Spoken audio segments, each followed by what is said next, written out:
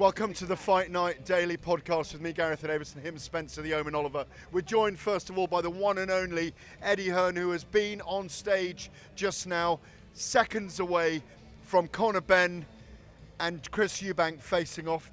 Did you feel the energy up there, Eddie? Yeah, I mean, look, there's been a lot said, there's been a lot done, and kind of like this is all about just relaxing now for Conor Benn, and for Chris Eubank, it's probably about losing a significant amount of weight to his own championship weight. It's going to get very difficult for him, and Conor's just got to stay calm, execute the game plan. Never seen him look like this before, never heard what I've heard out of the camp from people that are always quite conservative, that are always quite peaceful and quiet, and they're just convinced Conor Benn wins this fight inside 6 rounds. There are many people convinced he'll win. Have you had to kind of keep him under temper control in a way? Because people have said these two getting close to each other without 6 burly security guards around them, they could actually kick off this week. No, do you know, I think as the fight draws closer, that becomes actually less likely. I think it will be quite placid this week, apart from the weigh-in, which is open to the public on Friday. But Islington Design Centre, isn't it? But for Conor Benn, to be honest with you, I think it's a massive advantage that this fight is happening 2 years on, if I'm honest, on a number of reasons. Physically, the quality of the fighter, the mindset of the fighter, the way he's matured emotionally, and everything that he's been through as well. This is it. You know, he'll definitely be feeling the nerves. We've spoken about that already over the weekend, but I just said to him, you've got to go and enjoy it. You've done, sometimes as an athlete, as a fighter, you can look yourself in the mirror and say, I could not have pushed 1% harder. I know Eubank is not prepared like Conor Benn. He just doesn't. Doesn't mean he can't win, but he just doesn't compare to the commitment. And when he talks up there about desire and want, please, it's not even close in that respect. The physicalities, we're an underdog. That's it. Every other aspect, want, desire, ferociousness, you know, pound for pound punch power, ability, we win. We're just up, you know, and Chris is trying to sort of, no, there's not a lot of weight difference. There is. There'll be a between 10 pound and a stone difference in the ring on the night. That's significant. But we beat that with a smart game plan and with ferocity and sharpness of punching. I think you could see up there, Eddie, actually, the size difference. You know, with what's on the line here, what does it mean for Conor? You know, he's shown them emotions so much in the past. He looked quite relaxed up there, to be fair, and he looked like he kept them under control, and he's got to do that, obviously, on Saturday night. But what does it mean for him, you know, with what's on the line here? It means a lot more to him than it does to Eubank, in my opinion. Don't get me wrong.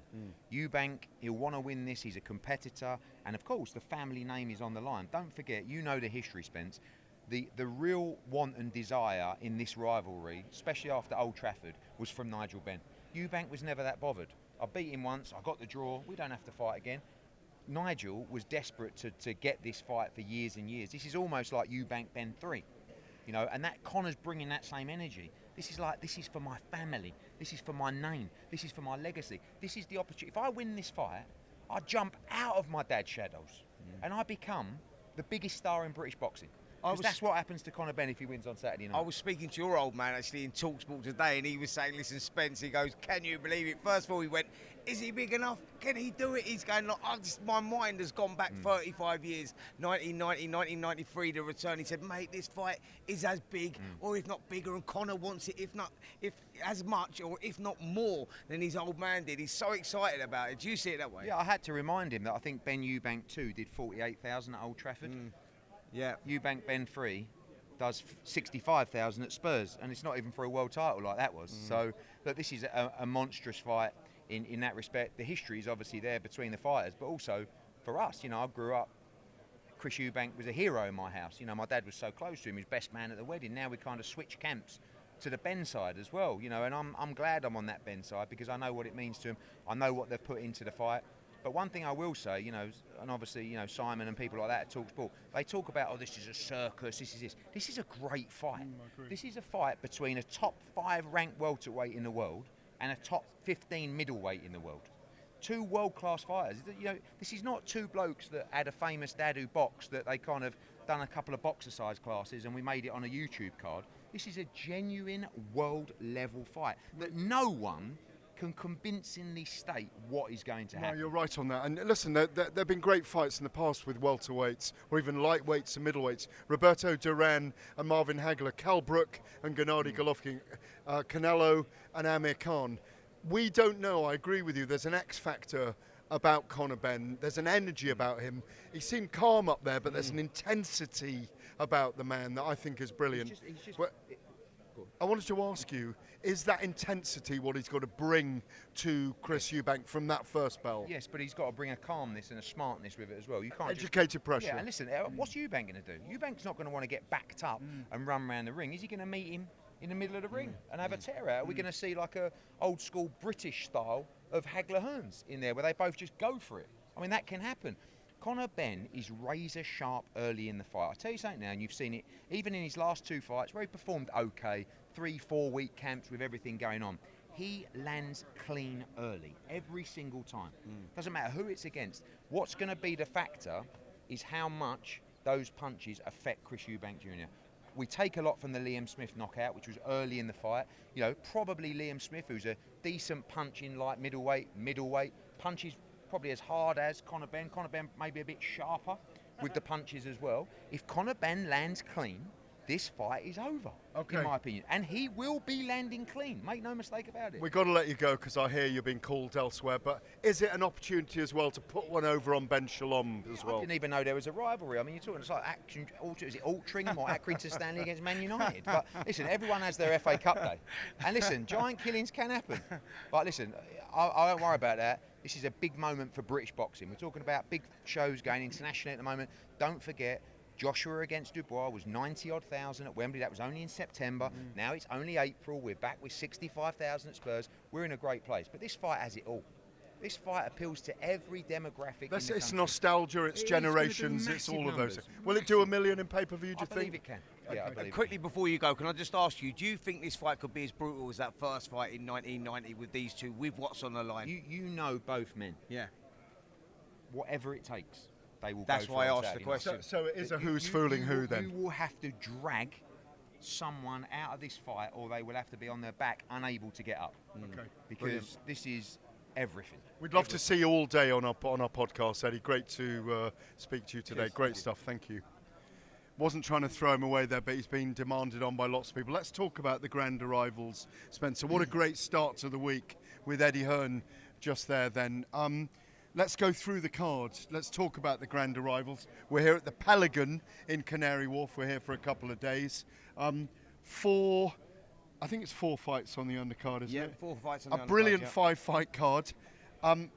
Lyndon Arthur and Anthony Yard, trilogy fight. Really looking forward to this one. Yard looking to cement himself as the 2-1 over the trilogy. It's a fight that we wasn't expecting, sort of come out of nowhere really, because the first fight we know, the troubles that Anthony Yard were going through in lockdown and losing family members, etc. And then boxing behind closed doors, he didn't perform nearly as good as he should have, and Lyndon Arthur won that one via split decision. They had the rematch and it was conclusive. Anthony Yard went out there, he dominated and knocked him out in that 4th round, so he wasn't really expecting this one.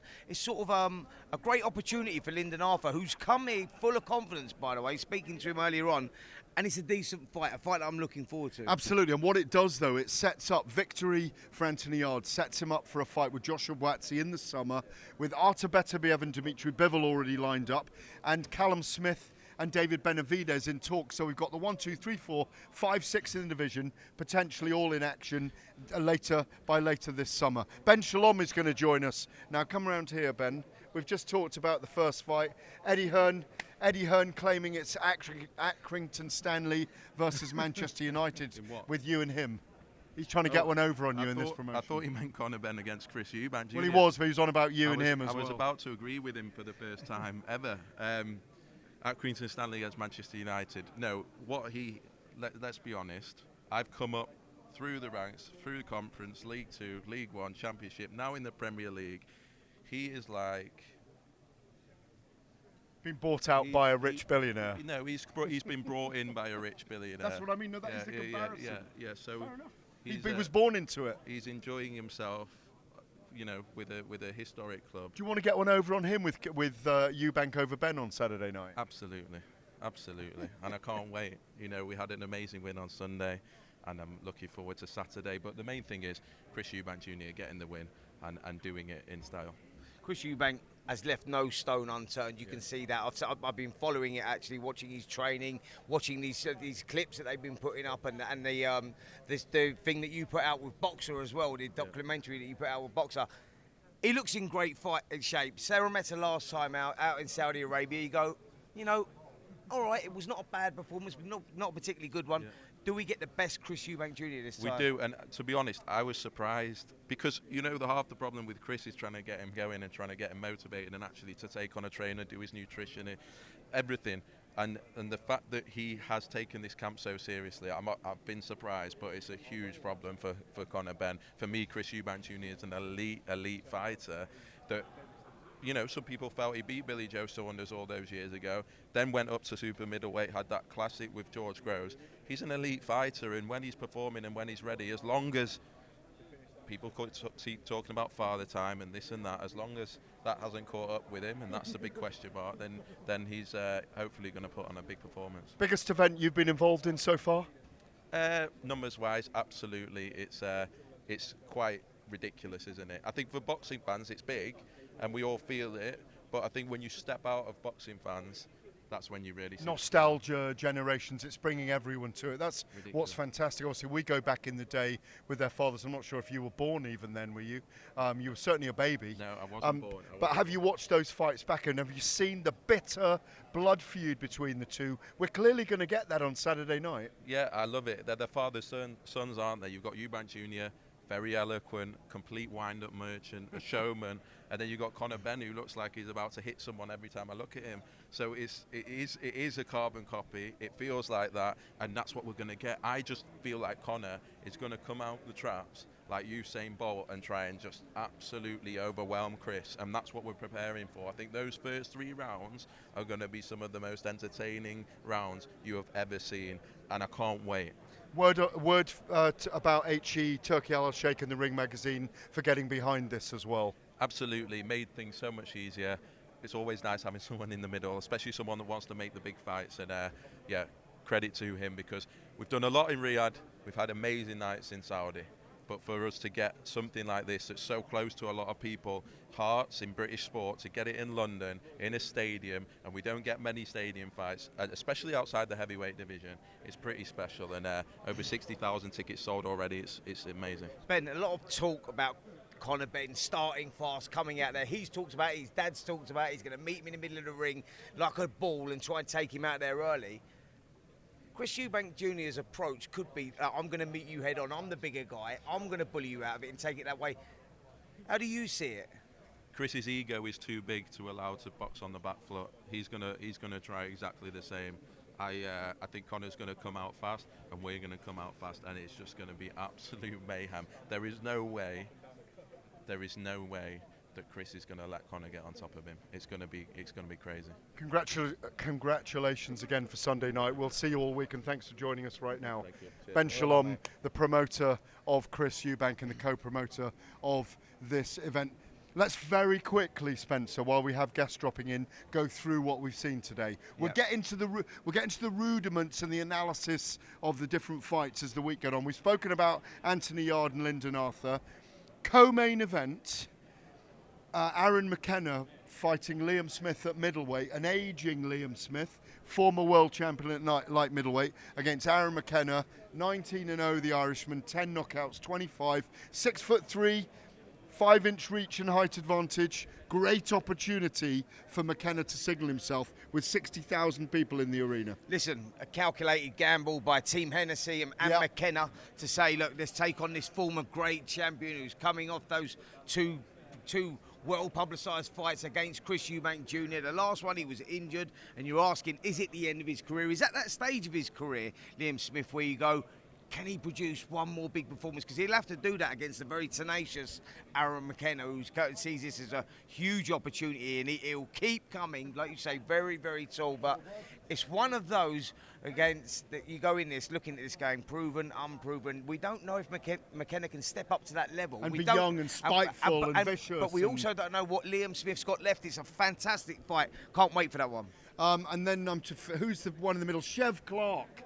and Vidal Riley kicking us off for the night. This is one of those British fights that you start to salivate over. The power and tenacity of Chev Clark, the arrogance and stylistic brilliance of Vidal Riley. Neither of them on a world stage yet, but potentially being able to produce a world-class performance if they dominate the other. Listen, if the winner of this puts themselves in a very good position. I mean, Chev Clark coming off that European title challenge and losing that via split decision. Very unlucky there. You know, it was a very tight fight, but showed that he's at that sort of level. Vidal Riley has done nothing wrong so far.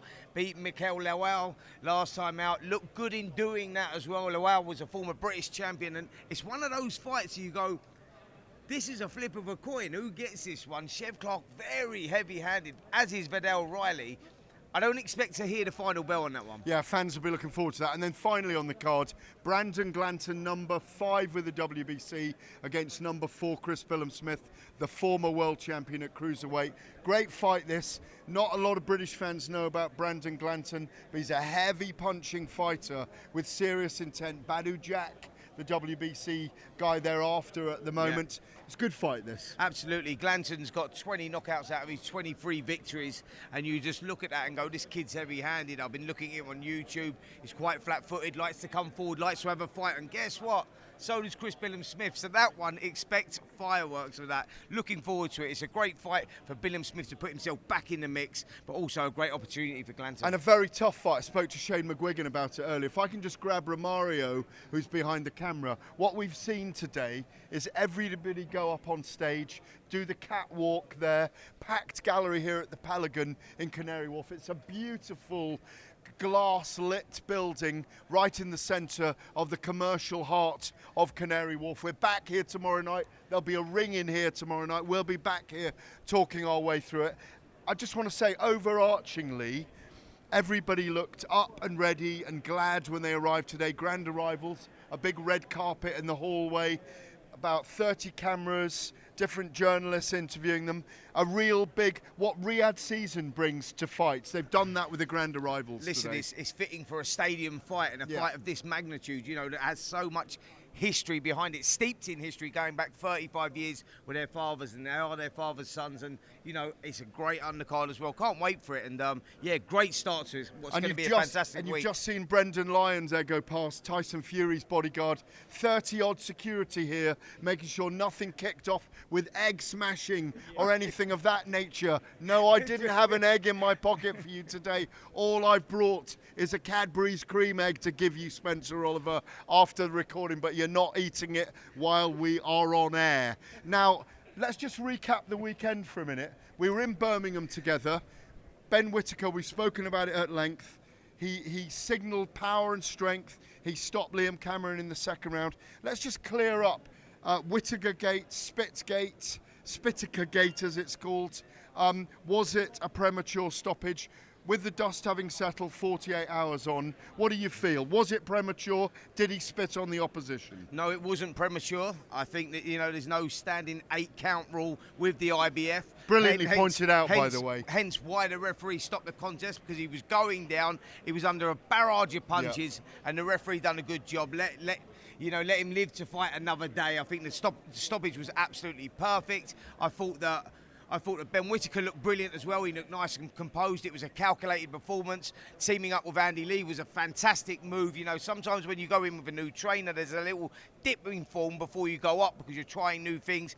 It's worked perfectly for Ben, and the emotions at the end of it, and that's what it was, emotions. This kid had a lot of pressure on his shoulders. You know, the social media battering that he'd been taking when they're calling him Ben Whitaker, and all of that stuff was very, very difficult for him. It got very, very personal, and what you saw afterwards was the emotions coming out. I totally get it. I understand it. I know that feeling when your endorphins have been released from that, and you know what he was going through there. He didn't spit, by the way. He was just very, very emotional. Clarified by Grant Smith, absolutely, the opposing trainer. He did not spit. He was just emotional. Went down, said something. We saw the emotions come out in the press conference. Totally get it, understand it, and I thought it was a great performance. A very quick one then. So Ben Whitaker, What's he, 9-0-1 now, 10 fights. What about a Willie Hutchinson or a Callum Simpson fight next? Well, I think that you go somewhere like Davies, Willie Hutchinson, that sort of level, like stepping up to that. Callum Simpson, I think you're looking at that and just going, let that brew a little bit more. Let that brew. That's a fight that should not be happening now. Ezra You just Taylor. got to give him those tests and let him step through. He derailed massively out in Saudi Arabia back in October the 12th. We see him now, he's back on the saddle, he's back on the horse, and he's in a great position. This kid could still be an ex-superstar of British boxing, and let's just see how he develops, but give him time. Talk about friendly rivalries, by the way. Take a look at this. Simon Jordan earlier today with His Excellency Turki Al Sheikh, but always the humour from the man we call Turkey, probably the most influential figure in world boxing, who says, I met with my brother Simon Jordan today and we agreed on nothing. There you go. Very, very enjoyable. The IBF due to call Derek Chisora against Alexander Usyk or Daniel Dubois. Signs that that fight is going ahead. I'm filming with Dubois tomorrow, by the way, and his crew. I think that fight is on, but what a logjam we've got on July the 11th and 12th. Serrano Taylor 3 in New York on July the 11th. July the 12th, we've got the Hamza Shiraz and Edward Berlanga fight. William Zepeda and Shaka Stevenson. And are we just in between those two fights going to get Dubois and Usyk at Wembley? What a weekend, what a logjam, but what a series of hours of work we're going to be having, and a lot of fun. Absolutely. Listen, it tells you where boxing's at right now and the fights that are being made and you know, the stadium fights that are being made. Can't wait for that, and I believe that we do get that July the 12th, Alexander Usyk and Daniel Dubois, sorry. It's a lot of names to remember today. Don't worry, I'm in the same place. It's brilliant, don't worry, mate. Little trip-ups, they happen every now and then. Can't wait for that. Derek Chisora, what happens to him now? And what happens to Joseph Parker? In my view, I'm going to give the Parker answer, because I've been talking to his people behind the scenes. He's going to fight Dillian Whyte in the summer, and he's going to try and beat Dillian Whyte, and then after that, he's going to fight the winner of Dubois and Usyk. But what do we do with old War Chisora? Old War Chisora is in a difficult spot, isn't he? Because he thought he was going to be mandated. He's hanging around for that. Is it going to happen? Is it not going to happen? He's there or thereabouts. He wants that shot. He doesn't want to go over old ground again. He's, you know, beating Joe Joyce last time out, and he just sort of like, he wants the opportunity to fight for it again, but he's in no man's land at the moment. He's in no man's land at the moment. I've got it. Derek Chisora fights Deontay Wilder when he knocks out his recent opponent. We get Wilder over here. Joshua gets jealous. Wilder beats Chisora. Wilder then goes in against Joshua, and we tease Tyson Fury back. Here's my theory. Tyson Fury's not coming back right now, but that fight with Anthony Joshua is still a live one until the end of next year. If it's not done by then, it's done forever. Absolutely. That's why we don't know what Joshua's doing right now. I think he's sitting out. He's waiting for that fight. He's hoping that that fight could happen next. He wants to see what Tyson Fury's happening. But look, the landscape of heavyweight boxing right now, the fights can be made. It's going to be exciting. I'm going to give him his Easter egg now, because we could talk all night about boxing. There's so much going on. He is my pal. Yes, he is. The brilliant, the one and only, the Omen Spencer, the Omen Oliver. I'm Gareth Davies. You've been watching the Fight Night Daily podcast. We're back tomorrow with a ring in here. Don't miss it. On AM, on DAB, via the talkSPORT app and on your smart speaker. talkSPORT.